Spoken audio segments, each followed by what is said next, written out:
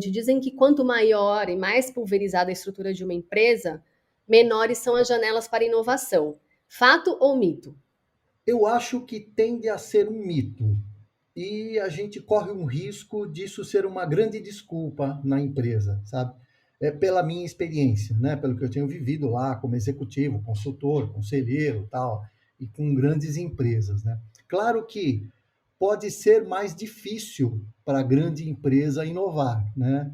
Mas é totalmente possível e, obviamente, necessário, né? A grande empresa tem que operar, né? Essa grande máquina, entregar resultados, tem os quarters, tal, tem toda uma dinâmica que dificulta, né?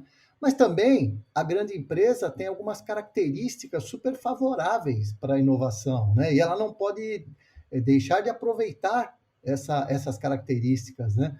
E promover a sua inovação interna. O que eu quero dizer com isso? A grande empresa ela tem estrutura, tem gente, tem talentos, né? Tem dinheiro para gastar, para investir, tem um cliente, tem clientes, né? Tem um canal de distribuição, tem acessos, tem networking, enfim, tem reputação, né? E aí, um parênteses, né? Cuidado que às vezes pode até ser um restritor, né? Para a inovação, né?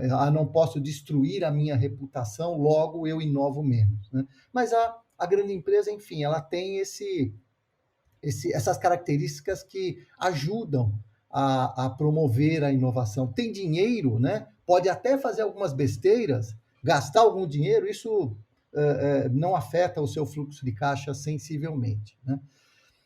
Por outro lado, tem as pequenas empresas, né, que também têm outras características importantes, né? Olha as startups, né, ou pequenas empresas de forma geral, elas têm velocidade, agilidade organizacional, né, uma baixa hierarquização, né, o que dá essa agilidade para a empresa, propósitos muito claros, né, e isso ajuda a engajar todos os colaboradores e os clientes em torno desse propósito, a cultura natural de colaboração, né, entre os colaboradores, os founders e tudo mais, a cultura de experimentar, testar, errar, aprender, e aprender estruturalmente, né?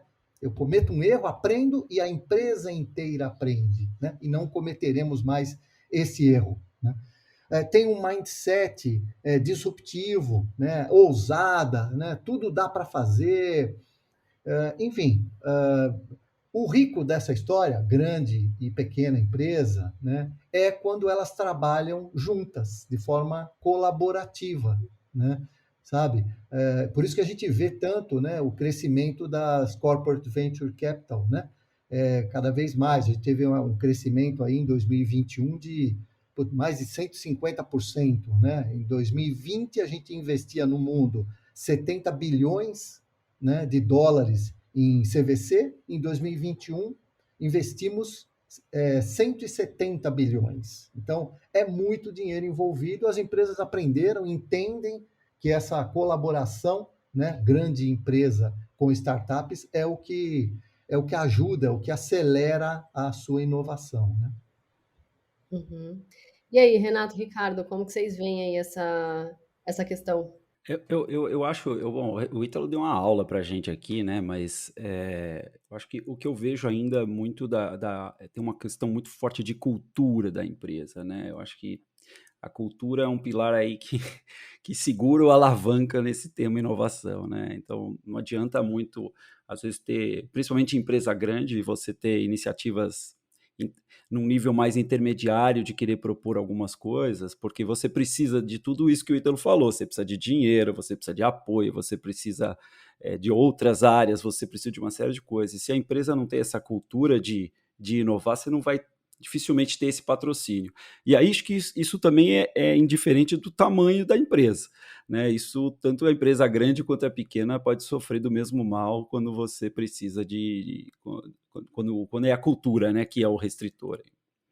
É, esse, bom ponto. Silvio, assim, o que o Ricardo falou é legal. O Ítalo abriu e acabou fazendo uma síntese bastante interessante.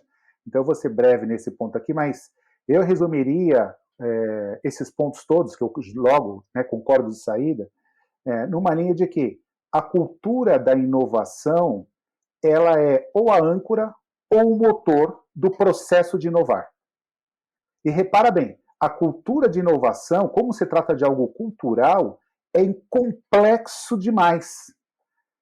É como se fosse um transatlântico, eu não consigo fazer uma curva rápida.